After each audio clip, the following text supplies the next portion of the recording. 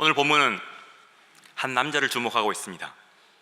그는 성전 앞 미문에 앉아 있습니다. 예루살렘 성전에 당시에 8개의 문이 있었습니다. 미문은 성전 동쪽에 있는 문을 말합니다. 성전 동쪽에 해서 동문이고, 황금으로 장식하였다 하여서 황금문이라 불리기도 했고, 아름답다 하여서 미문이라, 아름다울 미문이라 불리기도 했습니다. 근데 성경은 왜 이 미문에 앉은 남자를 주목하고 있을까요? 오늘 우리는 이난자의 관점에서 또 베드로의 관점에서 본문을 한번 묵상해 보도록 하겠습니다. 첫째로 이 미문에 앉은 남자의 관점에서 본문을 보겠습니다. 우리가 3장 2절 같이 읽습니다. 나면서 못 걷게 된 이를 사람들이 메고 오니 이는 성전에 들어가는 사람들에게 구걸하기 위하여 날마다 미문이라는 성전문에 두는 자라 합니다. 이 사람은 지금 금빛으로 빛나는 아름다운 문 앞에 앉아 있는 사람입니다. 근데 좀 더 정확하게 말하면 아름다운 문 앞에 앉아 있는 아름답지 않은 사람입니다. 그는 안진뱅이 거지입니다. 그는 남에서부터 걸을 수가 없었고, 그가 할 수 있는 일이라고는 동냥밖에 없었습니다. 비참한 사람입니다. 저는 이 아름다운 문 앞에 앉아 있는 이 비참한 사람을 보면서 마치 우리들의 모습과 비슷하다라는 생각을 했습니다. 이 사람은 수십 년 동안 성전 입구에 앉아 있었습니다. 하지만 한 번도 성전 안에 들어가 본 적이 없습니다. 그는 늘 성전 입구에만 앉아 있다가 집에 갔습니다. 우리들도 매주 교회 옵니다. 오늘 수요일 밤에도 교회에 왔습니다. 그런데 혹시 우리도 성전 문에 앉아 있기만 하다가 돌아가는 것은 아닐까요? 혹시 교회는 나오지만 말씀의 깊은 곳으로 들어가고 있는지, 예배에는 참석하지만 깊은 은혜를 체험하고 있는지 우리 자신을 한번 돌아보기 원합니다. 성전 안으로 들어가시기 바랍니다. 말씀 안으로, 기도 안으로 들어가시기 바랍니다. 그래서 주님을 만나고 우리 주님을 체험하고 주님의 품 안에서 은혜를 누리시기를 축원드립니다. 이 안진뱅이의 최고의 관심사는 무엇이었을까요? 그의 관심은 현재의 필요를 채우는 곳에 있었습니다. 본문에 보면 베드로와 요한이 이 거지를 주목했습니다. 사도들이 이 거지에게 말을 겁니다. 이게 보통 일이 아니죠. 이 다음에 어떤 일이 일어날지 우리들은 알고 있습니다. 이 다음에 어떤 일이 일어날 것입니까? 사도들이 얘기하면 이 거지가, 이 안진뱅이가 벌떡 일어날 것입니다. 너무나 위대한 역사적인 순간입니다. 그런데 이 위대한 순간에 거지는 어떻게 반응했을까요? 우리가 3장 5절 한번 보시겠습니다. 5절 같이 한번 읽어봅시다. 그가 저에게 무엇을 얻을까 하여 바라보거늘 합니다. 이 위대한 순간에 거지가 기대했던 것은 동전 한 입이었습니다. 실은 이 사도들이 말만 하면은 이제 몇 초 뒤면은, 1분 뒤면은 이 사람이 벌떡 일어날 위대한 순간이 다가오고 있는데, 이 거지가 이 순간에, 그 위대한 순간에 사도들을 바라보면서 원하는 것은 동전 한 입이었습니다. 돈은 현실적으로 거지에게 가장 필요한 것이었겠죠. 우리들도요, 날마다 뭔가가 필요합니다. 어떤 분에게는 그것이 돈일 수 있고, 어떤 분에게는 취업일 수도 있고, 어떤 분에게는 그것이 자녀 교육일 수도 있습니다. 또는 학생들에게는 공부나 시험 성적이나 또는 취업 같은, 또는 좋은 친구 관계 같은 것일 수도 있겠죠. 그런데요, 다시 거지를 생각해 보십시오. 그는 하루 종일 앉아서 열심히 일했습니다. 수십 년 동안 매일같이 일했습니다. 아마 그에게는 휴일이 없었을 겁니다. 그는 최선을 다했습니다. 그래서 스키 브레이크도 가지지 않고 눈이 어떻게 생긴지도 모르고 열심히 매일같이 성전에 나가서 그 입구에서 사람들에게 최선을 다해서 동냥했습니다. 하지만 그는 여전히 비참했고 여전히 거짓 신세를 못 면하고 있습니다. 그런데 언제, 어떻게 이 문제가 해결되어집니까? 나사렛 예수의 이름을 만났을 때에 그의 근본적인 문제가 해결되어졌습니다. 걷게 되어졌습니다. 그는 더 이상 구걸할 필요가 없게 되어졌습니다. 이것이요 본문의 포인트입니다. 여러분, 필요를 채우지 말라는 것이 아닙니다. 더 근본적인 문제가 있다라는 것입니다. 근본적인 문제를 해결해야 피상적인 문제도 해결된다는 것입니다. 예를 들면 요즘 우리들이 감기 때문에 기침을 많이 하는데요, 기침이 나면 어떻게 해야 될까요? 무조건 기침약 먹으면 될까요? 아니죠. 그 기침이 감기 때문인지 알러지 때문인지 또는 폐렴 때문인지 또는 결핵 때문인지를 알아야 그 처방이 달라질 수 있는 것이죠. 기침한다고 무조건 기침약 먹으면 안 되지 않습니까? 기침의 근본 문제를 해결해야 그 기침이 낫게 되는 거죠. 거지에게도 필요한 것이 그러했습니다. 그는 동전 한 입이 아니라 다리를 치료하는 것이 필요했습니다. 그렇지 않습니까? 동전 한 입은 금방 없어집니다. 그러나 다리가 치료되고 나면 더 이상 그는 구걸할 필요도 없습니다. 나가서 일할 수 있습니다. 그런데 지금 그의 관심은 동전 한 입에 있는 것이죠. 그런데 돈이 아니라 예수 이름에 그 인생이 들어왔을 때에 그 인생이 달라졌습니다. 우리들도 매일 문제들을 만납니다. 그런데 우리들이 만나는 문제들의 대부분은요 피상적인 것들이 많습니다. 우리 인생의 근본 문제는 우리 안에 예수님이 없다라는 것입니다. 그 유명한 책이 있지 않습니까? 내 안에 하나님이 없다. 빌리 얀 씨가 그렇게 외쳤던 것처럼 우리들은 날마다 교회에 나오지만 실은 얼마나 자주 우리 속에 예수님이 없는 채로 살아가는지 모릅니다. 너무나 바빠서 예수님을 잊고 살기도 합니다. 또는 지금 내 생각이 너무 강해서 예수님 좀 저리 비키십시오 라고 얘기하기도 합니다. 여러분, 집에서 아이가 나를 화나게 만들었습니다. 짜증이 납니다. 아이를 혼냅니다. 그러면은 평소에는 예수님의 사랑으로 이렇게 돌보고 예수님의 은혜로 아이들을 양육하다가 화가 나면 어떻게 합니까? 예수님 잠깐만요, 잠깐만 브레이크 하고 가서 나의 힘과 나의 용기로 모든 상황을 쫙 편정하고 다시 예수님을 초청하죠. 예수님, 우리 가정의 주인 되시옵소서.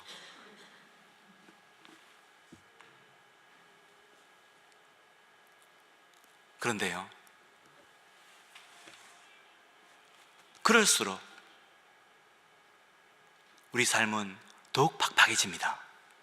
더욱 불안해집니다. 더 걱정, 근심이 많아집니다. 가정에 문제들이 계속 생기고요, 직장에서 갈등들이 계속 깊어지고요, 우리 사업도 점점 힘들어집니다. 앞은 안 보이고 몸은 몸대로 피곤할 뿐입니다. 더 복잡하게 꼬여가는 문제들 때문에 난감해집니다. 여러분의 상황은 어떻습니까? 여러분 삶 속에서 구체적인 어떤 문제들을 지금 만나고 있습니까? 그렇다면 그 문제들에 집중하기보다 근본으로 돌아가시기 바랍니다. 예수님 앞에 조용히 앉아 보십시오. 그리고 눈을 감고 예수님을 만나보십시오. 주님을 바라보십시오. 그때부터 문제가 하나씩 하나씩 해결될 줄 믿습니다. 우리 모두 우리 자신의 문제에 함몰되는 것이 아니라 예수님과의 근본 관계를 다시 세워나가기 원합니다. 오늘 예배에서 우리들이 사람을 만나는 것이 아니라 주님을 만나는 예배 시간 되기 원합니다. 이제 두 번째로 베드로의 관점에서 본문을 생각해 보겠습니다. 우리가 3장 4절 같이 한번 읽어봅시다. 시작. 베드로가 요한과 더불어 주목하여 이르되 우리를 보라 하니 합니다. 본문에 주목하여 라는 단어가 나옵니다. 거지는 수십 년 동안 이곳에서 구걸을 했죠. 그런 나면서부터 거지 됐으니까 그가 조금 자랐을 때부터 할 수 있는 일이 뭐였겠습니까? 동냥질밖에 없었겠죠. 그래서 이 자리에 수십 년 동안 나와서 구걸을 했을 겁니다. 그러면 아마 예수님 공생의 시절에도 이 거지가 거기 앉아 있었을까요? 안 앉아 있었을까요? 한 번 더 생각해 보지 않으셨습니까? 그냥 상상해 봅시다. 수십 년 동안 그 자리에 앉아 있었다면 예수님은 공생의 시절에도 그 자리에 앉아 있었겠습니까? 안 앉아 있겠습니까? 앉아 있었겠지요. 베드로와 요한이 예수님과 함께 성전을 여러 번 방문했습니다. 그죠? 성경에 보면 성전 방문하는 이야기가 여러 번 나오죠. 거의 매해마다 성전을 갔습니다. 그럼 매해마다 성전 앞에 앉은 이 거지를 봤을까요? 못 봤을까요?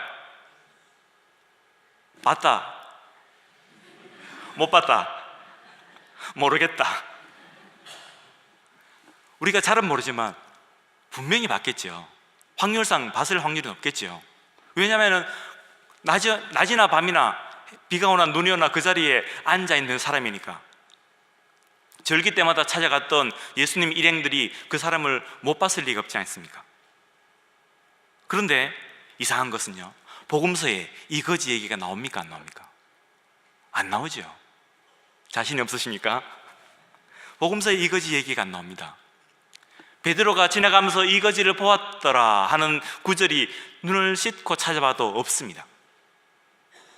분명히 1년에 몇 차례씩 성전에 올라갔을 터인데, 예수님 공생애 동안에 몇 번이나 그 성전에 방문했을 터인데, 그때마다 그 자리에 앉아있던 거지를 보았다는 구절이 성경에 나오지 않습니다.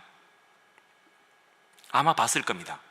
분명히 봤겠지만 보아도 눈에 들어오지 않았던 것 같습니다. 관심의 대상이 아니었던 거죠.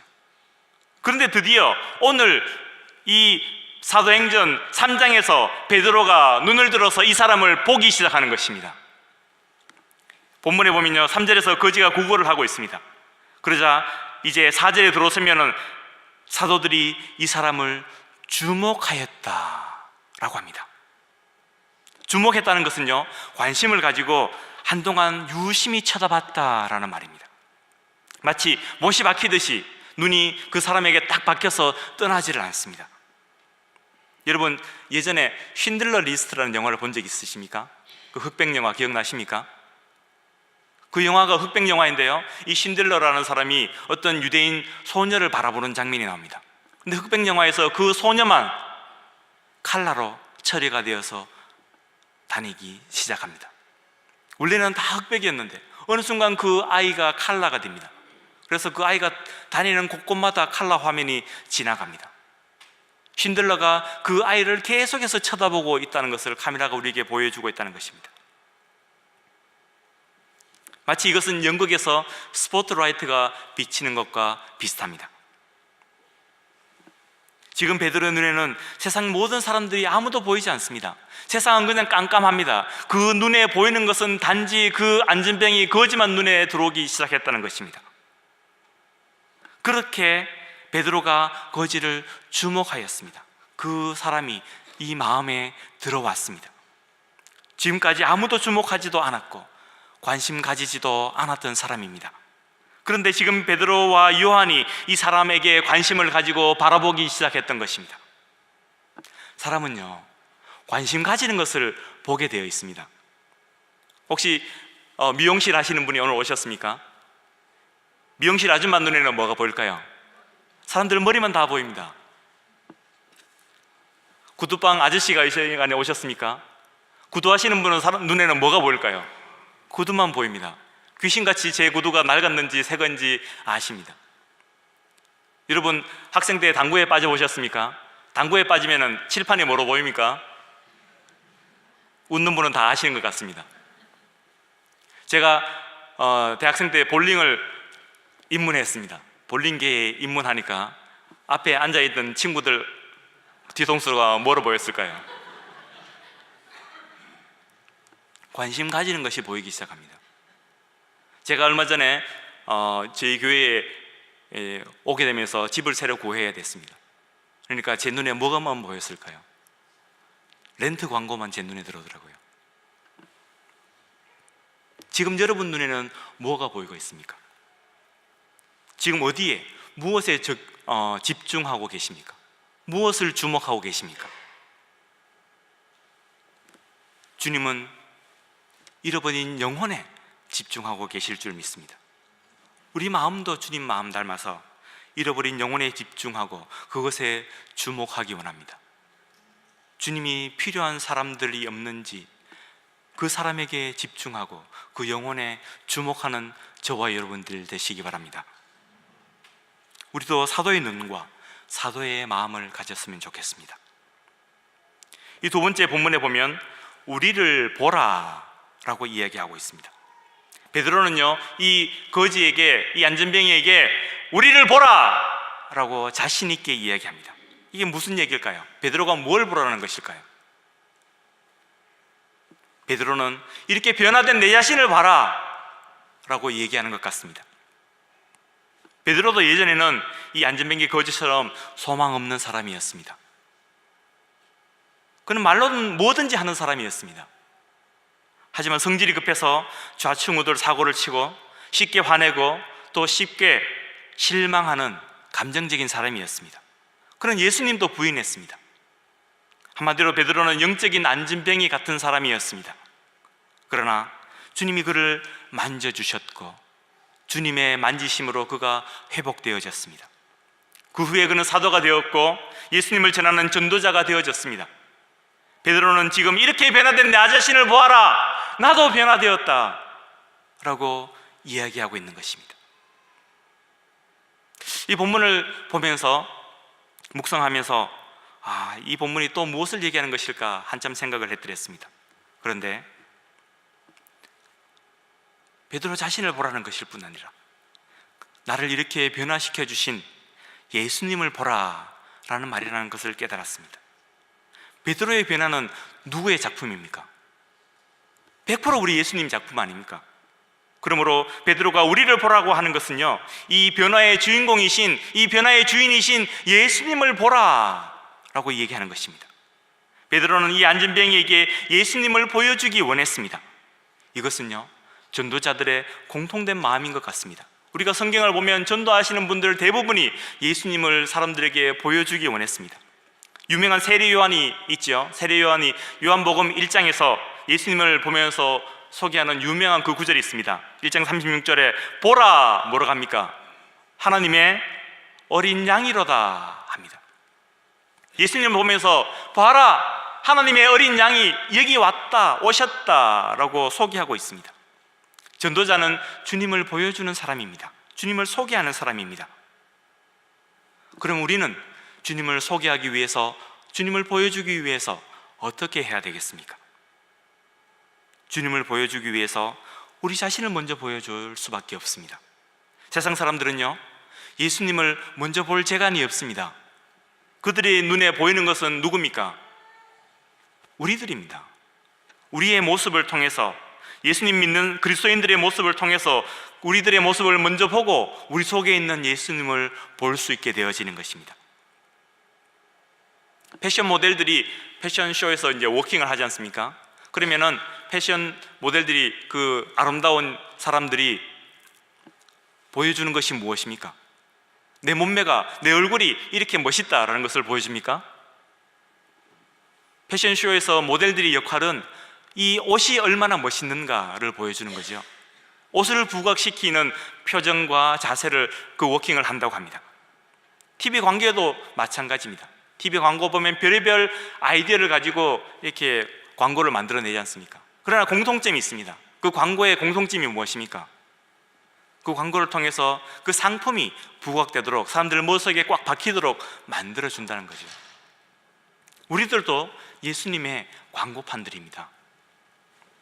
사람들은 나의 행실과 나의 말과 나의 삶을 통하여서, 내가 변화된 모습을 통하여서 예수님을 볼 수 있게 되어지는 것입니다. 우리의 모습을 통해서 사람들에게 주님을 보여주시기를 원합니다. 이 세상 사람들에게, 이 사망의 그늘 속에 앉아있는 사람들에게, 그저 눈앞에 보이는 필요를 채우느라 급급한 사람들에게, 자신이 주님이 필요함에도 불구하고 주님이 필요한 줄도 모르고 사는 사람들에게 주님을 소개하고 주님을 보여주는 저와 여러분 되시기를 원합니다. 이제 3장 6절 말씀 우리가 같이 읽어보겠습니다. 시작. 베드로가 이르되 은과 금은 내게 없거니와 내게 있는 이것을 내게 주노니 나사렛 예수 그리스도의 이름으로 일어나 걸으라 합니다. 오늘 본문의 포인트는요, 이 일어나 걸으라 하는 것에 있습니다. 예수님의 이름으로 이 사람이 고침을 받습니다. 이 사람이 일어났고 걷고 뛰면서 하나님을 찬미합니다. 이 안진뱅이를 걷게 하는 키포인트는 바로 예수님의 이름에 있습니다. 오늘 본문에 있는 안진뱅이는요, 이름이 없는 사람입니다. 본문에 그 이름이 나오지 않습니다. 그 이름이 바요난지, 그 이름이 시몬인지, 그 이름이 베드로인지, 그 이름이 마태인지 전혀 알 길이 없습니다. 그저 본문에는 나면서 못 걷는 자, 남에게 업혀 다니는 자, 아름다운 문 앞에서 구걸하는 자, 그것이 그의 이름이었습니다. 그런데 그가 한평생 달고 다니던 그 이름표를 떼고 예수님을 만납니다. 그때에 그에게 놀라운 일이 일어납니다. 그가 예수님의 이름을 만났을 때에 그 인생이 변화되게 되었던 것입니다. 그가 예수님을 만났을 때에 그는 일어났고요, 그는 걸었고, 그는 찬양을 하게 되었습니다. 이것이 예수님 이름의 비밀이요 능력입니다. 오늘 제 설교의 포커스는 예수님 믿으면 신유의 역사가 일어난다, 그것이 아닙니다. 물론 예수님 믿을 때 신유의 역사가 일어날 수 있습니다. 그러나 예수님 믿어도 신유의 역사가 일어나지 않을 수도 있습니다. 여러분, 송명희 시인을 아시죠? 그분은 예수님을 만났습니다. 그러나 그분이 예수님을 만났지만 그 뇌성마비가 낫지 않았습니다. 그는 여전히 뇌성마비자입니다. 그러나 그 영혼의 병이 나았습니다. 그 인생의 절망의 구름터기에서 일어났습니다. 그리고 예수 이름의 비밀을 노래하는 사람이 되어졌습니다. 여러분, 닉 부이치체를 아시죠? 그분은 팔다리가 없는 분입니다. 몸통에 붙어 있는 거라고는 조그마한 발 하나밖에 없습니다. 하나님을 믿어도 팔다리가 나오지 않았습니다. 그런데 예수님을 믿고 그 영혼이 절망의 구렁텅이에서 일어나게 되었습니다. 그 마음이 세상에서 가장 행복한 사람이 되어졌습니다. 그래서 그는 불편한 몸을 이끌고 전 세계를 다니면서 나는 행복한 사람입니다, 예수님 믿고 나는 행복해졌습니다 라고 전하는 전도자가 되어졌습니다. 이것이 예수 이름의 능력이요 비밀입니다. 성도 여러분, 여러분에게 예수님의 이름은 어떤 의미입니까? 그 이름을 믿으시기 바랍니다. 그 이름을 의지하시기 바랍니다. 그 이름으로 절망과 실망과 낭망 속에서 일어나시기를 축원합니다. 그리고 예수님의 이름을 전하시기 원합니다. 베드로는 미문에 앉은 안진뱅이 거지를 주목했고요, 그에게 말을 걸었고 예수님의 이름으로 일으켜 주었습니다. 우리도 영적인 도움이 필요한 VIP가 우리 주변에 없는지, 예수님이 필요한 분들이 내 옆에 없는지 주목하고 살펴보기 원합니다. 그래서 그들에게 주님의 이름을 전하기 원합니다.